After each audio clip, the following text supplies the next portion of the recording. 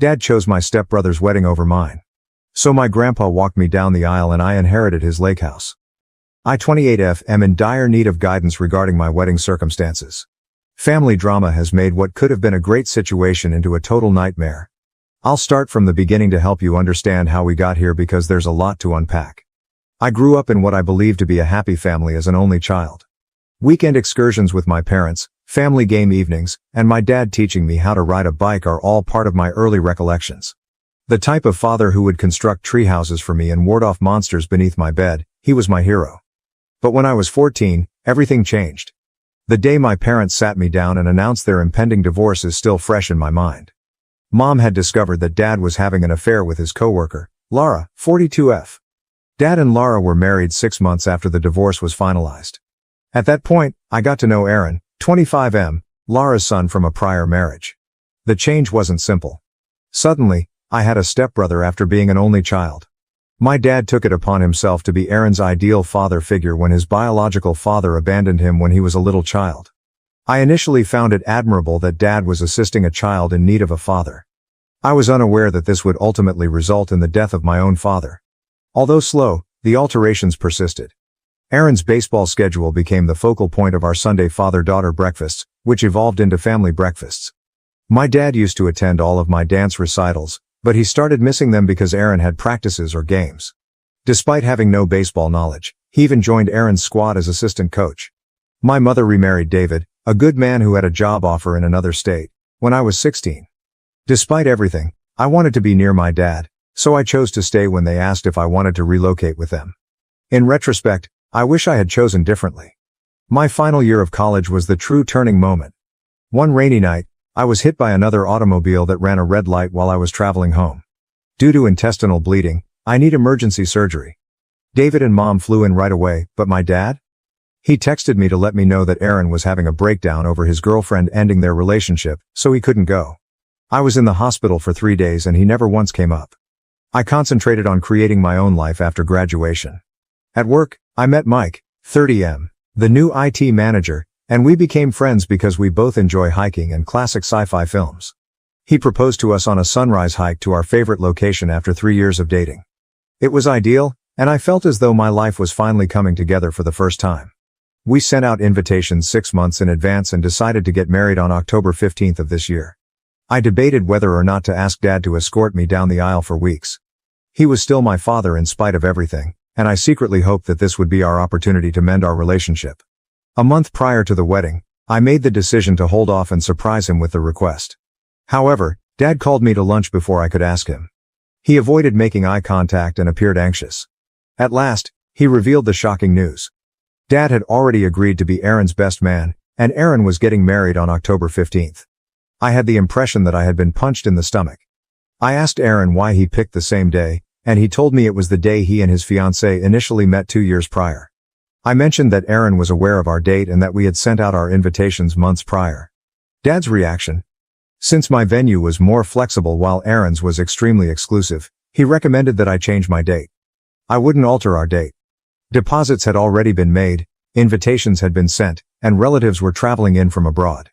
Dad accused me of being self-centered and disregarding Aaron's sentiments when I attempted to explain this.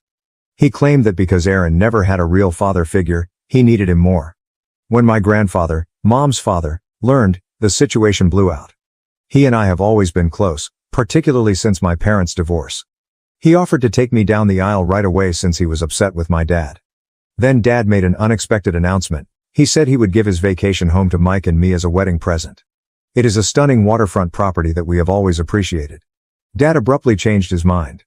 He contacted me and said he could make both weddings work, showing up at my reception to dance with me after serving as Aaron's best man at the ceremony. He began accusing me of destroying the family and forcing him to make a decision when I didn't agree right away. Karma, however, had other ideas.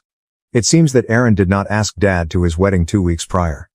Aaron wanted his biological father to be his best man instead, according to Dad, who called me in tears. Assuming he could just lead me down the aisle as if nothing had happened, Dad was now free to take part in every aspect of my wedding. No, I told him. Given his extraordinary generosity, I didn't want to upset my grandfather by denying him this moment because he had stepped up when Dad stepped out. Dad went totally crazy. He began shouting that I was being deceived by my grandfather, that I was selling my loyalty for a house, and that I was putting money before family. I blocked his number after hanging up on him. His whole family is now accusing me of being materialistic and callous. Dad is hurting, therefore my stepmother Laura says I should be more compassionate. Since he's now available, even some of my friends believe I'm being too harsh and that I should give him another try. However, I don't believe I'm mistaken. This goes beyond the wedding. It's about years of being viewed as Aaron's second best friend and having my needs and feelings ignored in favor of Aaron. Since he's only coming to me since his first choice didn't work out, why should I give him this unique moment? So, Reddit, even if my dad is now available, am I wrong for not letting him lead me down the aisle? By picking my grandfather, who gave us a house, over my father, am I being materialistic? I'd greatly benefit from an independent viewpoint on this. Update 1. I want to start by saying thank you to everyone for their encouraging words and remarks. I feel more sure now about my choice thanks to all of you. However, since my previous post, a lot has transpired, and I must tell you about the mayhem that occurred during my wedding rehearsal. Yesterday, the rehearsal was set to begin at our location at 5:00 p.m. It was going well. The ladies were practicing their steps, Mike's nephew was performing admirably as our ring bearer, and my granddad was rehearsing leading me down the aisle. Then my father unexpectedly arrived. We didn't notice him at first. He crept into the rear of the venue and observed from the sidelines. He didn't start yelling until we were in the middle of the second practice. Yelling that this was all wrong and that he was my real father, who had a greater right to be there than my grandfather, he rushed down the aisle and shoved past my bridesmaids. Bless him, my grandfather made an effort to remain composed. Protectively, he moved in front of me and beckoned Dad away. Dad became even more irate as a result. He began bringing up old family history, saying that my grandfather had never liked him and that the house offer had turned me against him. He even claimed that my grandfather was attempting to purchase his way into the position of father of the bride. The worst thing? Dad could not stand up straight and his sentences were slurred, so it was obvious he had been drinking. Before venue security arrived, Dad attempted to physically shove my grandfather away from me after Mike phoned them. Fortunately, Mike's brother intervened and restrained him. The entire event was terrifying.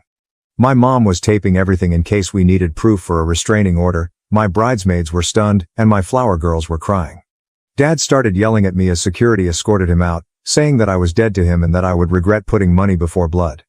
It was simultaneously heartbreaking and humiliating. However, this is when things took a surprising turn. My stepmother, Laura, had slipped in behind Dad in all the confusion. She drew me aside after he left and asked if we could speak in private. I was completely stunned by what she disclosed. Laura believes that Aaron had purposefully orchestrated this entire wedding date catastrophe. She handed me screenshots of 3 months' worth of chats between Aaron and his fiancée. Although they had talked about a number of potential wedding dates, Aaron insisted on October 15th since it was my date. He boasted in his texts that he was going to show Dad that he loved him more than I did. The really terrible thing, though? My father was aware of this. Aaron freely shared his idea with Dad in texts that Laura showed me. Dad had replied that he understood Aaron's feelings and would back Aaron's decision, rather than shutting it down. Knowing that I would have to reschedule my date or risk losing Aaron as a part of my ceremony, Dad even assisted Aaron in booking the location. As she showed me all of this, Laura was in tears. She claimed to have witnessed Dad's favoritism of Aaron for years, but she always justified it by telling herself that Aaron needed more help because his biological father wasn't there. But after witnessing Dad's handling of this matter, she realized how poisonous things had gotten. The family dynamic I observed was only the beginning, she disclosed. It seems that Dad has been snooping around and turning down invites to family gatherings where I would be expected, claiming that I was too busy, or that I didn't want to attend. He has been giving Aaron details about my life and pushing him to match my accomplishments. In fact, when I got engaged, Dad advised Aaron to pop the question to his fiancée very far away in order to avoid falling behind. Laura expressed her sincere regret for not speaking up sooner. She claimed that she is divorcing her father because she can no longer put up with his actions, particularly after witnessing him attempt to physically threaten my grandfather at the rehearsal. She has come to the realization that Dad is actively supporting Aaron's efforts to exclude me from the family, not merely playing favorites. Despite all of this drama, I'm more sure than ever of my choice, and the wedding is tomorrow. We've hired additional security to make sure Dad can't enter the venue, and my grandfather will lead me down the aisle. I declined Mike's suggestion that we postpone if I needed more time to take it all in. I refused to let our beautiful day be ruined by Dad and Aaron's games. Some of Dad's family members continue to support him, saying that family should be together and that I'm exaggerating. I'm done feeling bad, though, after seeing those texts and seeing Dad's inebriated outburst. This is about years of emotional abuse and manipulation that I'm finally seeing clearly. It's not about the house, the money, or even who will accompany me down the aisle anymore. I just want to concentrate on my wedding for the time being, but Lara stated she would testify if I wanted a restraining order. My grandfather, mom, stepdad and my wonderful fiancé are all on my side. Perhaps it is all the family I require. If something noteworthy occurs after the wedding, I'll provide another update. Before the big day, I need to try to get some sleep right now. Again, I want to thank everyone for their support. You have no idea how much it means. Update 2. This is more twisted than I could have imagined, but here we are. Any reservations I had about removing my dad from my life have been totally dispelled by what I'm going to reveal. My grandfather escorted me down the aisle, Mike's vows brought everyone to tears of joy, and the additional security made sure there were no unwelcome disruptions. Everything about my wedding went flawlessly. Even our first married holiday was spent at my grandfather's lake house, which is now our official residence. However, I received a call from my cousin Amy yesterday. As Lara's niece, she went to Aaron's wedding, and what she told me completely upended everything. Do you recall how Dad said Aaron declined his invitation and went with his biological father? It was an outright falsehood. Amy claims that Aaron never asked Dad not to come. In reality, it was far more deliberate. 3 months before the wedding, Aaron's biological father, who had been gone all of his life, unexpectedly made a reappearance. We're talking about a $80,000 celebration at a prestigious vineyard, and he felt bad for leaving Aaron. As a way to make things right, he volunteered to cover the entire wedding. Dad felt intimidated when Aaron's biological father offered to cover half of Aaron's wedding expenses, which came to almost $40,000. It drove him insane that he couldn't match that degree of generosity. Dad viewed Aaron's reconnection with his biological father as competition rather than a positive development. The actual kicker? Dad decided not to attend the wedding himself. He informed Aaron that if the biological father was covering all of the costs, he would not go. In fact, he attempted to force Aaron to choose between having Dad serve as his best man and having his ideal wedding paid for. Dad yelled at Aaron when he decided to have the wedding paid for, of course. However, he made up the excuse about not being invited rather than telling me this. He believed that by playing the victim, he would win my sympathy and be able to lead me down the aisle. He was attempting to get into mine by using Aaron's wedding as leverage. Things worsen. Videos from Aaron's wedding reception that Amy showed me showed Dad watching from the parking lot in the background. He watched the celebration through the windows of the venue for hours while he sat in his car. No one wanted to cause a commotion by alerting security, but a few attendees observed and felt uneasy. What Dad has been telling everyone about my grandfather's gift is the most annoying thing. He is circulating allegations among the family that I looked around for a partner and offered my grandfather's house to the person who showed the greatest interest in me. He's telling people that I deceived my grandfather into giving up his land and that he's getting old. On social media, some family members have started making crude remarks about our wedding pictures since they even think he's real. A relative wrote, "It's sad how some people trade family loyalty for material gain. I hope the house was worth losing your father over," said another uncle. I drove to Dad's house because I was so furious and wanted to tell him everything I knew. A bad concept. Rather than offering an apology or even acknowledging it, he attempted to defend his behavior. He said that by inventing the tale of Aaron not inviting him, he was testing my loyalty. He said that regardless of the house gift, I would have demanded that he escort me down the aisle if I truly loved him. Then, because Aaron is also related, he had the gall to insist that Aaron receive a portion of my grandfather's present. Because it's not fair that Aaron receives nothing and I receive such a great present, he genuinely proposed that we sell the lake house and divide the proceeds. He threatened to challenge the property transfer in court when I declined. I was both relieved and appalled when I left his place. I just know that I made the proper choice every time I learned something new. After that, Lara called me and told me that ever since my grandfather made the gift announcement, Dad has been obsessed with the lake house. He and Aaron apparently thought I would allow them to use it for weekend fishing excursions since we're family. Because of Dad's disparaging remarks about my grandfather and me, I've made the decision to have my attorney write him a cease and desist letter. In order to defend himself against Dad's untrue statements on his mental health, my grandfather is also investigating his legal alternatives. Aaron has been tweeting passive-aggressively about fake family members and gold diggers on social media, but he hasn't spoken to me directly. He and anyone who backs his and Dad's story have been blocked by me. I'm concentrating on getting settled in our new house with Mike and attempting to put all of this turmoil behind us right now, but I'll give you another update if anything important occurs. Update 3. I have finally found a solution that makes me feel at peace, so this will be my last update. I've decided to stop communicating with my dad and his side of the family entirely in light of the turmoil and disclosures of the last few months. It has been a wild ride for the last 3 months.